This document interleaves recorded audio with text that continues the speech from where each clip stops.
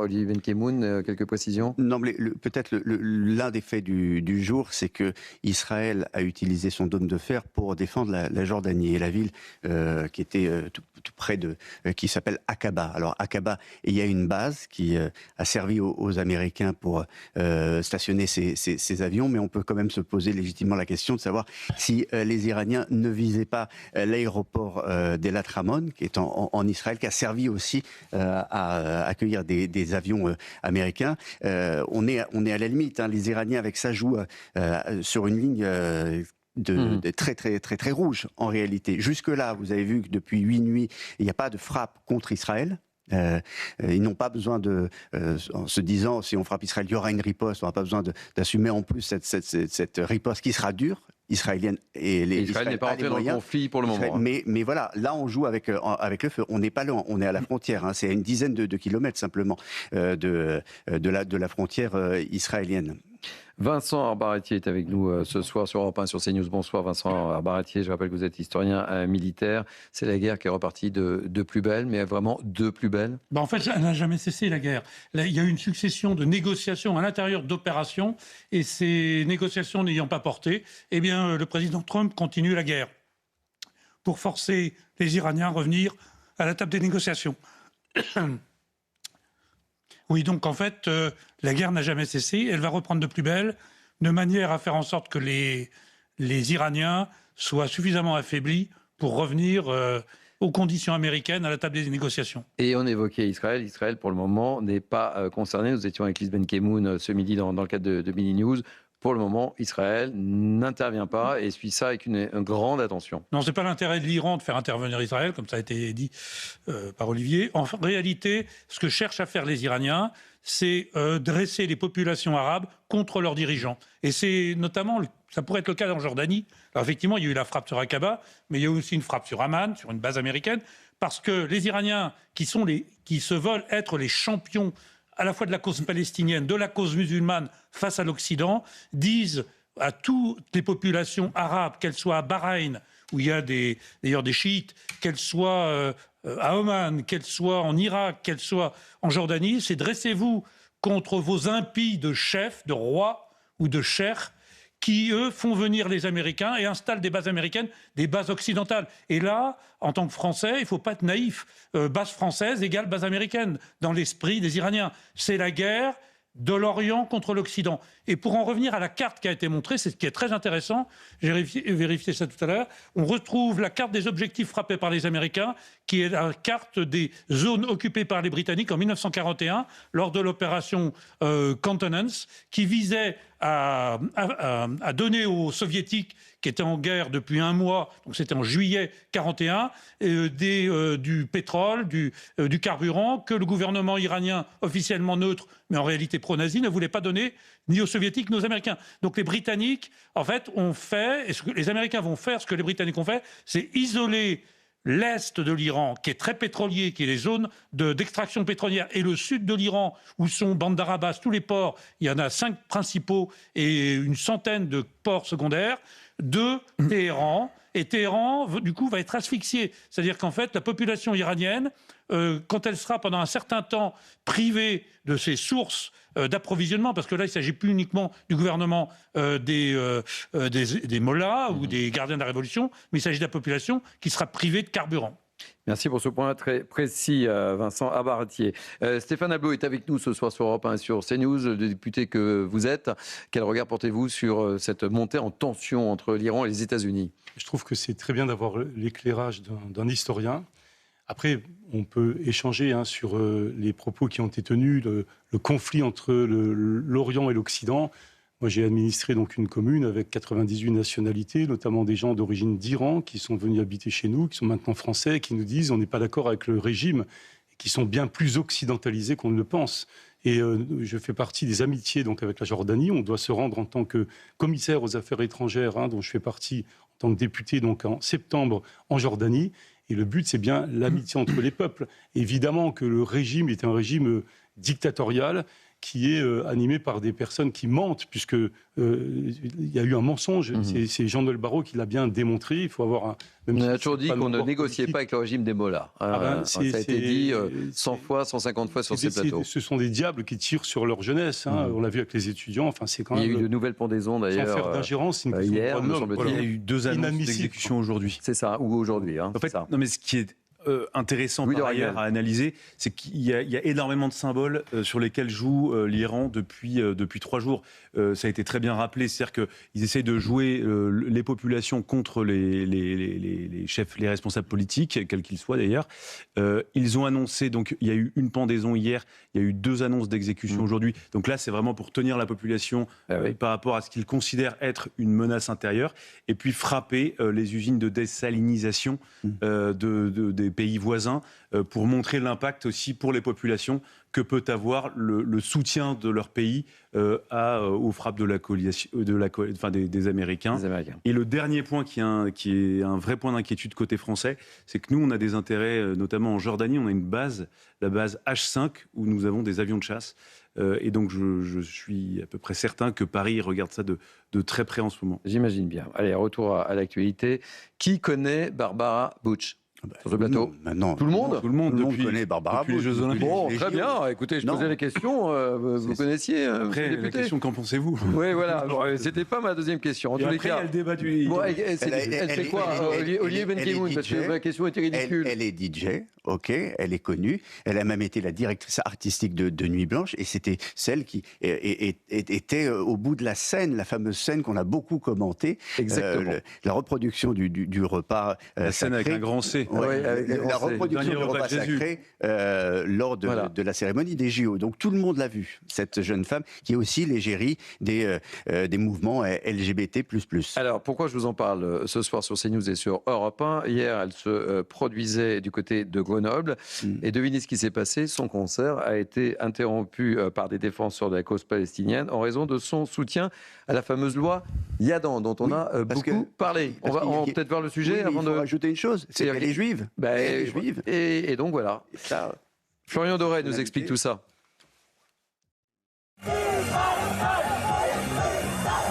Le concert n'aura duré qu'une vingtaine de minutes avant d'être définitivement arrêté. Munis de drapeaux et de kéfiers, près de 200 militants pro-palestiniens ont perturbé la prestation de l'artiste Barbara Bush avec des chants en faveur de la Palestine. Une action soutenue par la section grenobloise de la France Insoumise, dont plusieurs de leurs membres étaient présents dans la foule. Les Grenoblois ont manifesté nombreux, pacifiquement, et Grenoble a décidé.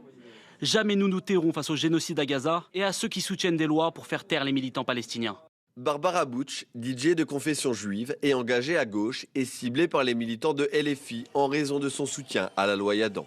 Un texte qui devait lutter contre les nouvelles formes d'antisémitisme, mais qui n'a finalement jamais vu le jour. L'association Retour de scène, chargée de la programmation du festival, assume la présence de l'artiste. Nous entendons et comprenons que la programmation de l'artiste suscite des réactions et sommes sensibles aux personnes que cela peut toucher ou heurter. Déprogrammer sur la base d'opinion est un acte fort qui reviendrait à faire des organisations culturelles des arbitres idéologiques, au risque d'affaiblir à long terme la liberté artistique et le débat public. De son côté, la ville de Grenoble condamne fermement les menaces et apporte son soutien aux organisateurs du festival. Stéphane Ablot, quel est votre regard? C'est compliqué, hein. On pense à Amir, qui a été interdit, il y a eu des appels au boycott. C'est compliqué en 2026 de se produire en France, c'est la censure qui gagne. Moi j'ai une phrase, je ne sais pas, on peut toujours la commenter entre nous, mais qui est... Bon, il y a un peu de monde, il y a des spectateurs de CNews, plus les auditeurs d'Europe 1. Donc alors, je pense que c'est une phrase, c'est pas moi qui l'ai inventée, au contraire, c'est « Je ne suis pas d'accord avec ce que vous dites, mais je me battrai pour que vous puissiez le dire ». Là, ils font l'inverse de cette devise républicaine. C'est pas bien, ça ne sert pas la cause, parce qu'on peut vouloir la paix, on peut ne pas être d'accord avec une situation, Mais je veux dire, ces chanteurs qui, à chaque fois, ne peuvent pas se produire parce que vous avez des interruptions toutes les 5 minutes. On a connu ça dans les années 70. Ils se souviennent de Colette Mani, Léo Ferré, quand Jean Adernali venait avec des cocktails Molotov et l'empêchait de chanter parce qu'il n'était pas d'accord. Enfin, on est où, quoi? Ça, c'est du gauchisme. Voilà. Et gauchisme, c'est la... Je rappelle que vous êtes membre du Parti Socialiste. Alors oui, mais le Parti Socialiste n'a jamais été gauchiste. Le Parti Socialiste, non, peut-être pas toujours. Il y a des différentes tendances. Quand on dit gauchisme, c'est pas péjoratif, c'est une tendance qui consiste à être activiste et empêcher l'autre de s'exprimer et c'est à l'infiltrer. Voilà, les trotskistes faisaient ça. Moi, je suis pas d'accord avec ces méthodes-là. On peut être révolutionnaire ou vouloir changer les choses sans passer par la violence, sans passer par... La liberté d'expression est en danger, semble-t-il, aujourd'hui. C'est compliqué. Parlons d'Israël. Vous êtes d'accord avec ça? Moi, je veux dire, même si je ne suis pas forcément d'accord avec tout ce que cet artiste dit, c'est inadmissible qu'elle ne puisse pas faire son concert. Voilà. Léonard Zerbib. Ce que je trouve très intéressant, c'est qu'ils utilisent comme prétexte la loi Yadan. La loi Yadan a été retirée parce que certains estimaient qu'elle était liberticide.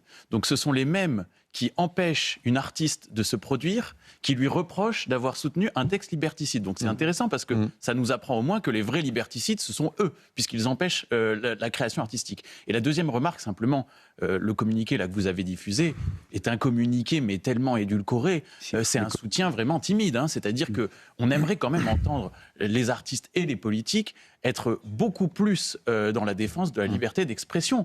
Au-delà de la question du choix de la programmation et du choix artistique et éditorial, c'est la liberté des artistes de se produire et leur liberté d'expression de soutenir une cause ou une autre. Et je trouve que c'est absolument scandaleux de s'en prendre ainsi à des artistes. Et je vais vous lire le communiqué de la LICRA que Coralie Delaplace qui prépare cette émission à mes côtés. Et je le dis pour les auditeurs d'Europe 1 aussi, que des élus de la République aient appelé au blocus d'une artiste, alimenter son harcèlement en ligne et contribuer aux conditions ayant conduit à l'interruption de son concert est d'une extrême gravité. Communiqué la LICRA, on a un autre extrait. La LICRA demande donc l'ouverture d'une enquête et appelle à l'ensemble des responsables publics et en particulier Madame la maire de Grenoble à condamner sans ambiguïté cette entreprise de censure. Olivier Benkemoun. Quand on a essayé... attendez, j'ai peut-être la réaction de Laurent Nunez aussi. C'est important aussi de la rappeler. Et vous me le rappeliez, mon cher Louis de Ragnel, que serais-je sans vous? Je condamne avec la plus grande fermeté à l'interruption du concert de Barbara Bush hier soir au festival Cabaret Frappé à Grenoble par des militants pro-palestiniens, dont certains membres de la France insoumise. Tiens donc, l'antisémitisme, les intimidations et les pressions n'ont pas leur place dans notre République. Empêcher une artiste de se produire est une atteinte inacceptable à la liberté d'expression et de création. Voilà, je vous ai tout dit. Olivier Benkemoun. Je peux simplement dire que je trouve minable la réaction du festival qui l'a invité. Ils ne la soutiennent pas. Ils l'ont lâché. Ils l'ont lâché au milieu du guet. C'est-à-dire ils savent qui est Barbara Bush. C'est pas n'importe qui. Ils connaissent son CV. Ce qui lui reprochait d'ailleurs, c'est pas simplement le soutien à la loi Yadan, c'est d'avoir joué dans une soirée de l'ambassadeur israélien. Donc à partir de là, elle est devenue une cible absolue. Alors qu'elle était soutenue auparavant, parce qu'encore une fois, elle est une égérie LGBT par LFI au nom de l'intersectionnalité, etc. Ça qui s'attaque entre eux, là. Jusqu'à ce que l'intersectionnalité arrive dans une impasse. L'impasse, c'est le sionisme, en quelque sorte, ou l'antisionisme. Mais ce qui est intéressant, donc, c'est qu'ils l'ont lâché, les organisateurs. Ils ont dit, non, mais en fait, on comprend. Normalement, dans ce cas-là, quand on a des manifestants qui sont dans un concert, qui empêchent un concert, qu'est-ce qui s'était passé à la scène musicale? Vous vous souvenez, lorsque l'orchestre israélien était venu jouer? On avait sorti les gens qui manifestaient, qui avaient sorti un drapeau palestinien, et puis le concert avait repris sous les applaudissements. Là, qu'est-ce qu'on a fait? On a arrêté, on a annulé le concert de Barbara Bush. Enfin, c'est honteux, je trouve. Je trouve que on accepte aujourd'hui. Et il se trouve que le CRIF a sorti la semaine dernière un sondage sur la question de boycotter ou non. Alors, je vous dis, 75% des Français pensent qu'il n'est pas justifié de boycotter les artistes. 71% des sympathisants de LFI pensent que oui. Il faut absolument les censurer. 54% des Français de 18-24 ans pensent qu'il est justifié que les artistes français soient visés par des appels au boycott. Et je pense que le pire, c'est ce chiffre-là. 31% des personnes interrogées, sympathisants LFI, considèrent qu'il est justifié de s'en prendre physiquement à des artistes israéliens pour les empêcher de se produire. Mais enfin, israéliens ou assimilés, vous avez bien compris. Allez, je voulais qu'on évoque maintenant cette une du journal du dimanche. On va beaucoup vous en parler. Menace sur la liberté d'expression quand l'extrême centre veut verrouiller le débat avant 2027. Je regarde Stéphane Ablot. On va en parler dans quelques instants. On voit tout cela avec Viviane Hervier. En préambule, le rapport sénatorial sur les médias dresse un constat. Les modèles historiques ont disparu et ne reviendront jamais. Aujourd'hui, il existe une multitude d'acteurs et un public de plus en plus large s'informe via les réseaux sociaux tels Facebook, YouTube ou TikTok plutôt que sur les médias traditionnels. Conséquence, c'est l'effondrement du modèle économique pour ces médias classiques, réputés produire une information de qualité. Il existe, selon les auteurs du rapport, le risque accru de mal-information, de désinformation massive, de manipulation étrangère ou intérieure, renforcée par l'action des algorithmes. Pour mieux réguler ce que le rapport nomme les zones grises de l'information, plusieurs mesures sont préconisées. Parmi elles, la création d'un observatoire indépendant de la désinformation, et ce, avant la prochaine présidentielle. Il serait composé d'associations, de chercheurs et organismes de recherche. Autre proposition, renforcer le dispositif de lutte contre les fausses informations par la mobilisation accrue de l'Arcom et du juge des référés. Les influenceurs dépassant une certaine audience seraient soumis à certaines obligations, telles que la non-incitation à la haine et à la violence, avec un contrôle de l'Arcom. Une proposition de loi pourrait être présentée après les vacances.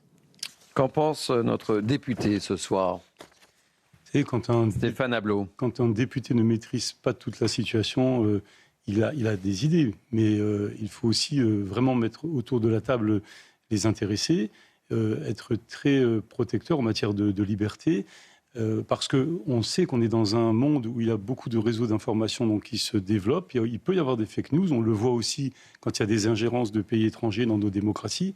Donc il faut vraiment qu'on fasse attention. Mais il ne faut pas que ce soit un alibi pour empêcher les autres de parler, de s'exprimer. Et on l'a vu quand des manifestants à l'époque des Gilets jaunes n'étaient pas d'accord, tout de suite c'était des violents, les empêcher de s'exprimer, alors qu'eux, ils voulaient simplement arrêter comment qu'il y ait des inflations dans leur carburant. Ils voulaient simplement montrer leur difficulté à survivre dans un monde où le pouvoir d'achat était en augmentation. Donc je veux dire, il faut vraiment que le président de la République comprenne, parce que là, il a vraiment exagéré, il est rejeté. Il ne faut plus qu'il soit au milieu de ces débats. Les gens ne le veulent plus. On tourne la page Emmanuel Macron. Il a fait beaucoup de mal à l'époque de Castaner à la liberté d'expression et à la démocratie. Louis de Ragnel, votre réaction? Écoutez, vous savez, l'enfer est pavé de bonnes intentions. Vous connaissez le vieil adage populaire. Oh oui. Eh bien là, c'est la caricature de ça. C'est-à-dire qu'officiellement, quand vous regardez, c'est présenté joliment. C'est-à-dire qu'on vous dit, on va mettre en place des mesures pour éviter les fake news, que les méchants algorithmes... Mais ça cache autre chose. Mais en réalité, et on le voit bien, tous les outils de contrôle qui sont mis en place à chaque fois dans n'importe quel pays, n'importe quelle situation, l'intention initiale, en tout cas affichée, est toujours très positive. Mais l'utilisation, la manière avec laquelle c'est déployé ensuite, c'est autre chose. Et donc le risque énorme pour notre société, c'est le contrôle de l'information. Et c'est le contrôle... Ça nous rappelait l'époque de l'ERTF. Même un peu avant. Un peu avant même. Oui, même un peu avant, parce que c'est aussi le contrôle de la liberté d'expression, la liberté de penser. Puisque précisément les réseaux sociaux sont aussi le lieu d'expression de beaucoup de Français qui aiment pousser un coup de gueule, qui aiment partager, qui aiment dénoncer, qui aiment soutenir. Et c'est un véritable espace de liberté. Alors, il y a un sujet qui est la régulation des réseaux sociaux, le signalement. Oui. Voilà. Mais ça, éventuellement, c'est un autre sujet. Mais là, très clairement, ce qu'on a vu, et vous l'avez d'ailleurs présenté comme une manœuvre de l'extrême centre, le souhait, c'est véritablement en fait d'élargir le pouvoir de l'Arcom au contrôle des réseaux sociaux. Nous, on sait à quel point l'Arcom pèse quand même sur l'éditorial, sur la manière de fonctionner. Objectivement, je vois pas comment ils pourraient faire sans mettre en place des outils vraiment de suppression de comptes, d'interdiction de manière systémique. Et deux, le vrai sujet de fond, c'est que c'est liberticide. C'est une atteinte à la liberté d'expression. Et il y a que dans des pays totalitaires que l'État met en place. Ça ressemble un peu à ça. Et c'était justement l'essence de ce débat. Très rapidement, Léonard Zerbib, l'homme de droit que vous êtes. Très rapidement, l'expression ingérence intérieure est absolument hallucinante. Parce que qu'on essaye de lutter contre des ingérences extérieures, notamment dans le cadre des campagnes électorales, c'est tout à fait légitime pour assurer un débat équilibré. Mais là, on voit que dans ce rapport sénatorial, il y a une volonté d'aller beaucoup plus loin. Ça fait le lien avec le sujet précédent. Je trouve que tout est lié dans cette émission. Vous avez remarqué, Léonard. Exactement. Rarement la liberté d'expression aura été autant menacée qu'en ce moment. Normalement, quand on est un vrai libéral et qu'on constate de la désinformation, vous savez ce qu'on fait? On se dit, je vais essayer de promouvoir d'autres types de médias, je vais essayer justement d'apporter de l'eau au moulin de la contradiction. Eh bien non, on a ces réflexes qui sont absolument insupportables de chercher à étiqueter ce qui serait la bonne ou la mauvaise information. Le risque, c'est de se retrouver dans le livre de George Orwell, 1984, où on réécrit la vérité, où on donne les bons et les mauvais points. Un mot, rapidement, pour juste avant la pause pub, mon cher Olivier Benkemoun. Il existe des exemples, on les connaît. Regardez ce qui se passe en Belgique. Il y a ce qu'on appelle le cordon sanitaire. Il y a un certain nombre d'idées, de propos qui sont interdits, notamment à la radio et à la télévision. Ils existent quand même sur les réseaux sociaux, mais à la télévision. Donc, vous ne parlez pas d'immigration, par exemple. Donc, il y a des sujets qui sont interdits. Est-ce qu'on veut en arriver là? Est-ce qu'il y a certains médias qui sont visés? Est-ce que CNews, en particulier, est visé? Il faut poser aussi cette question. Est-ce que CNews gêne d'une certaine manière l'extrême centre? Voilà, c'est ces questions-là qu'il faut se poser aujourd'hui. C'est peut-être là, dans ce débat aussi, qu'il faut être hyper vigilant. Stéphane Ablot, est-ce que CNews gêne? CNews, Europe 1, le JDD. Oui, bien sûr. Je suis pour que la parole circule et en toute liberté. Et qu'il n'y ait rien de liberticide comme en Chine ou comme dans ces pays où finalement on n'a pas le droit à l'expression. Enfin, c'est quand même la France. C'est quand même le pays des Lumières. C'est pas qu'une expression, quoi. Donc, qu'on ne touche pas à ça. Merci. On se retrouve, on marque une pause sur Europe 1 et sur CNews. On se retrouve dans quelques instants pour la deuxième partie. Ne manquez pas cette deuxième partie puisque nous aurons l'honneur de recevoir Edmond Richemont. Edmond Richemont, c'est pas n'importe qui, Olivier Benkemoun. Il a été sauvé par des justes et ces justes-là font la une de l'actualité aujourd'hui parce que la plaque qui leur est dédiée sur un immeuble de Paris a été cassée. C'était pour éviter la rafle du Veldiv et aujourd'hui on commémore cette rafle. Et il nous racontera tout ça et comment il a vécu justement ce qui s'est passé. Restez avec nous, restez-nous fidèles. À tout de suite sur Europe 1 et sur CNews.